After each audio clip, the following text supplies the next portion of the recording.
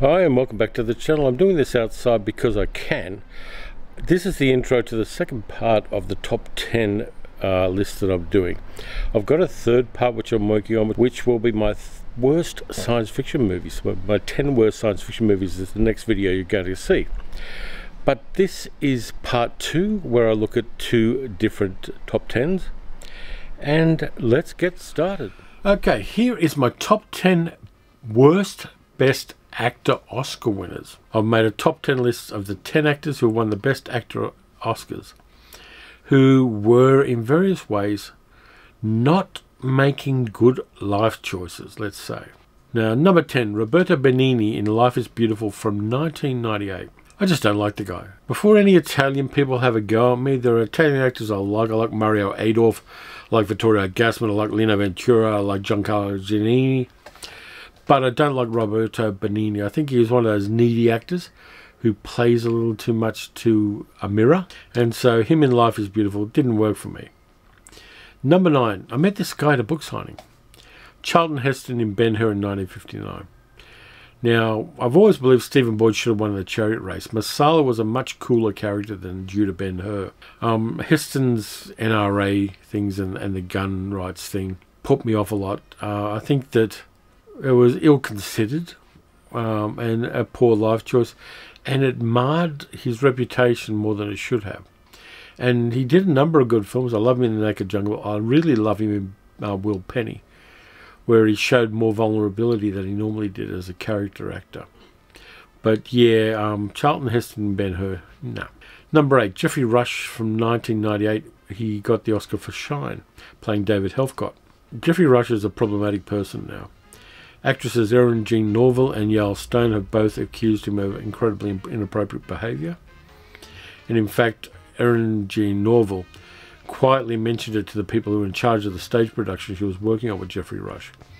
And somebody from that leaked it to the Daily Telegraph newspaper, and then Geoffrey Rush sued the Daily Telegraph. Now, Erin Jean Norville didn't want this to be public in any way. It became public because of that lawsuit, and the lawsuit was ultimately settled. But Erin Jean Norville has gone from strength to strength in the years since. She's currently touring Australia doing a version of The Portrait of Dorian Gray, where she plays 28 different characters on stage in a live kind of stage performance. And it's getting crazy good reviews. And I'm sure it's going to travel overseas, so she's going from strength to strength. Yael Stone has become a climate campaigner. She's taken a hiatus on her career, which was doing great success in America particularly. But Geoffrey Rush is somebody that people here in Australia won't hire at the moment because of those accusations. His career's not going to go much further than that. Then we've got Casey Affleck, who won for Manchester in the Sea in 2016. He too was accused of a number of inappropriate behaviours, which is always underplaying what actually happened. When they say inappropriate behaviours in the context of a celebrity, the things that they don't mention are infinitely worse than what I mentioned. And he was working on a movie called I'm Still Here in 2010 and settled a number of lawsuits from female co-workers because of the way he acted. Now, number 6, you've got to go with the elephant in the room. Will Smith for King Richard in 2021. The slap heard round the world. Now, here's my take on it. Wasn't that keen on Will Smith to start with. But I understand defending your wife when somebody makes a joke about an illness they have. But Will Smith slapping Chris Rock was macho bullshit, basically. He made the incident about himself, and that was not the thing to do. It was about an insult Chris Rock made to a woman who can, I'm sure, stand up for herself. But Will Smith making it about himself kind of, cut the balls off his career. And that was stupid. And not to excuse Chris Rock at all. The joke was piss poor, and it was punching at something that was beyond someone's control. Yeah, Will Smith did himself an enormous disservice by being a macho dickhead, basically. Number 5, John Wayne in True Grit, 1969. You got to read John Wayne's interview in 1971 with Playboy magazine. It's a masterclass in how the world's changed in 50 years. The things he says are racist and homophobic, and he's got short-sighted insights into cinema and society and about changes in society. I'm going to link to a transcription of that interview so that you can read it for yourself. So I'll put a link in the description of this video. It's a train wreck. If it was in the modern era, it will be all people talked about for a month. But even at the time, it was considered wrong-headed and on the nose. So there's that. Number 4, George C. Scott, 1970 Patton. Now, according to this very well-researched and well-regarded book, Ava Gardner, Love Is Nothing by Lee Server, which is a detailed and quite thick biography of Ava Gardner. She worked with George C. Scott, making the Bible for John Huston in the 1960s. They were working in Abruzzi in Italy. And they started a bit of an affair because Ava Gardner was quite fond of men, and men were quite fond of Ava Gardner. So they both got on the piss. They got drunk, and George C. Scott beat her in the face so much that the makeup people had trouble covering the bruising. And then he got all apologetic. I'm sorry, I love you, blah, blah, blah. I did all that kind of shit. He was married with children at the time. So George C. Scott beat up women when he was drunk, and this was only one example of it. So that's why I won't be reviewing any George C. Scott movies in this channel. I kind of draw lines at that kind of thing because of my own personal history in my childhood, and I won't do it. Number 3, Kevin Spacey, 1999, American Beauty. We all know Kevin Spacey's issues, his inappropriateness, his forcefulness with young men. He's using his position and influence to sexually harass people. Met Kevin Spacey too in 1998, oddly enough, at a press conference for Albino Alligator, a movie he directed, where there were 5 people at the press conference. But of course you got Kevin Spacey. Number 2, Bing Crosby, 1944, Going My Way. Bing Crosby, people love, but in these days, getting the Academy Award for playing a cheerful and supportive Catholic priest is just something that wouldn't happen. Leaving that aside, Bing Crosby was a bad man. He was psychologically and physically abusive to his children. And according to the FBI, he had longer connections with the mafia than Frank Sinatra did, which is kind of interesting. In my research, I found that out. But again, because of my own history, I won't tolerate people who were abusive to children, and Bing Crosby was. And so he's on the list. Number 1 is The Elephant in the Room, and I'm not saying that because this actor was portly. The Way of All Flesh and The Last Command, Emil Jannings won the first Best Actor Oscar in 1928-1929 for 2 movies, The Way of All Flesh and The Last Command. This was before the Oscar rules were nailed down. You could win it for a couple of movies if you really wanted to.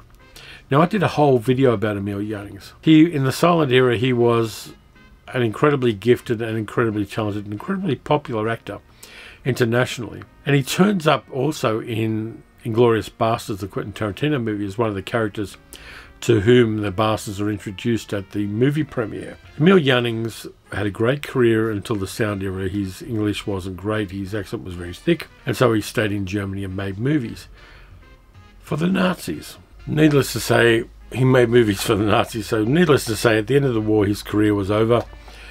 And yeah, this is kind of like at that level of poor acting life choices, sticking around making movies for the Nazis when you had an international name, an international career. Yeah, not the best thing to do. So Emil Jannings gets the #1 spot in the worst Best Actor Oscar winners. I did that whole video about him, and I'll link to the whole video. But yeah, there are some real coprolites who won Best Actor Oscars. The Best Actress, there were a lot less of them.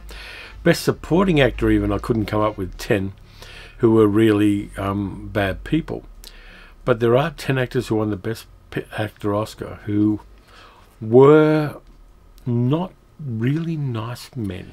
I've got one more list for you, and this one I kind of like. My favourite Shakespearean adaptations, top 10. Number 10, the best Laurence Olivier Shakespearean movie I like a lot is Richard III. It's not as kind of over the top and brash as his Henry V, but from 1955, Richard III's got the best cast and the best acting in it. I've just got myself a Blu-ray of this one. I'm going to rewatch it. I watched it many years ago, but I want to rewatch it, and I like it a lot. Number 9, I've got Hamlet, the 1969 version, directed by Tony Richardson, with Nicole Williamson and Marianne Faithfull in it. I like this one because I like Nicole Williamson's Hamlet. He's neurotic and kind of demon-haunted. He is a little old for the role, but still he makes it work, and I love Nicole Williamson's take on this. It's a very distinctive one, and one that I appreciate. And I've got a small cat who just bashed the door open to come in. Hey Luna, I'm not going to hold you up for the camera. Number 8, West Side Story. I like West Side Story for 2 songs. I love the choreography by Jerome Robbins, and Jerome Robbins directed all of the musical numbers in this. Robert Wise did all of the more prosaic parts of it. But I like Cool and I like the Jet song, and that's it in West Side Story. They're the 2 I like. And America. I'm a big Sondheim fan, but those are the only 3 songs in this movie that I like. Again, they didn't have culturally appropriate casting in the 1961 version of it. Was it 1961? Somewhere around there. But I like it. I like the dynamism of the dancing. I like the acting, and I like the kind of sense of menace that is conveyed through the dance. That really works for me. So I like that. Number 7 is pretty easy. Chimes at Midnight, Orson Welles, Jean Moreau, Margaret Rutherford, John Gielgud. It took Welles a long time to get Chimes at Midnight made. But it's his best adaptation of someone else's work. And I like his take on Falstaff. And someone is climbing up my chair. You can see her. Luna, what are you doing?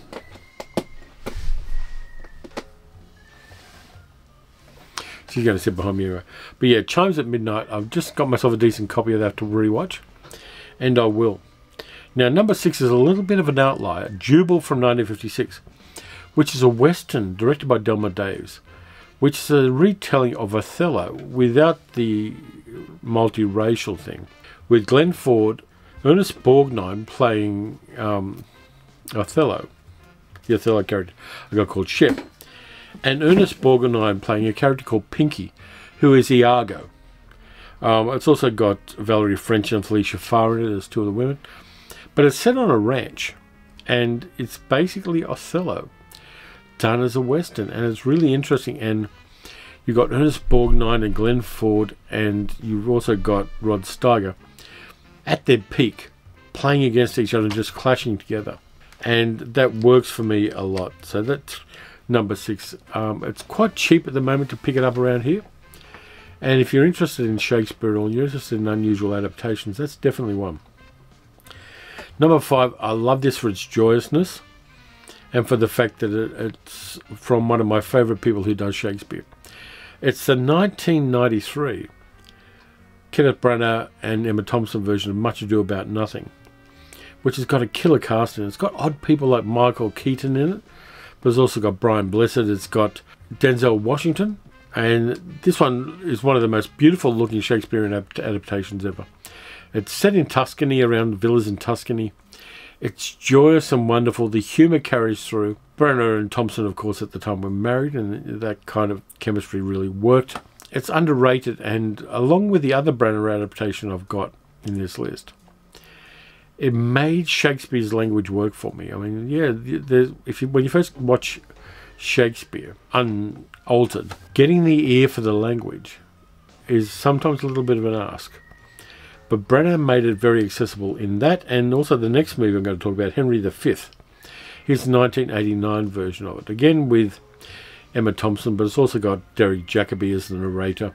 Really interesting people like Ian Holm in it. Yeah, the version of Henry V works well. Done on a really small budget. And for me it works. It's about the horrors of war as much as anything. It's about diplomacy. It's about a man growing up. And those two together made Shakespeare really accessible to me, even more than a lot of the other adaptations. Number 3, of course, Throne of Blood, 1957. Akira Kurosawa, Toshiro Mifune. A version of Macbeth done as a Japanese Jidaigeki movie. Brilliant move. It works so well. And it's gory, it's over the top. It's visually stunning, even though it is in black and white. And it shows that certain stories can transcend cultures and be told in other contexts with as much weight, validity and depth as the original, and that really works for me. Number 2, Kiss Me Kate. I love Kiss Me Kate. I love Cole Porter musicals. Howard Keel, Ann Miller's in there as well, John Roll, and then of course you've got the wonderful James Whitmore and Keenan Wynn as the 2 gangsters who sing Brush Up Your Shakespeare. All of the musicals parts are fantastic. It was originally made in 3D. I haven't seen it in 3D, but it was originally made in 3D, and it's just vibrant, alive. The story within the story is fun. The frame story is pretty good as well. I love Kiss Me Kate because it's MGM musicals being playful and just being joyous and just having a lot of fun with this quirky but beautifully soundtracked version of Shakespeare. Cole Porter doing some really fantastic songs. It's one of those joyous movies that you can watch again and again and just have a great time with. And of course, my top Shakespearean adaptation, Forbidden Planet. No two ways about it. The Tempest done as a science fiction space opera with Leslie Nielsen, Walter Pidgeon, and Francis, of course. Earl Holliman's in there as well. Yeah, it works for me, and it's rewatchable too. This is the progenitor of Star Trek, amongst other things. And Forbidden Planet just deserves so much respect. The Blu-ray copy I've got it on, it's also got another Robbie the Robot movie, The Invisible Boy, as an extra on the disc, so I'm quite happy about that. But this is MGM's best science fiction movie, and I love it for that. It's beautiful kind of diesel punk era futurism. Works. The special effects still work. The monster from the id works. The Krell labs are still mind-blowing to this very day. And the special effects really work for me. So I love Forbidden Planet for that reason. So if you want to support the channel, you can donate at patreon.com/paleocinema. You can also support the channel by liking, subscribing, and leaving a comment about these top 10 lists. What do you like in these top 10 lists? That's the extras I've got for this video. I'll catch you guys next time. Look after yourselves. Watch some good movies, watch some bad movies. Make your own lists up. There are going to be some fun things that you put in your list that I would never think to put in mine. So look after yourselves, and I'll catch you next time.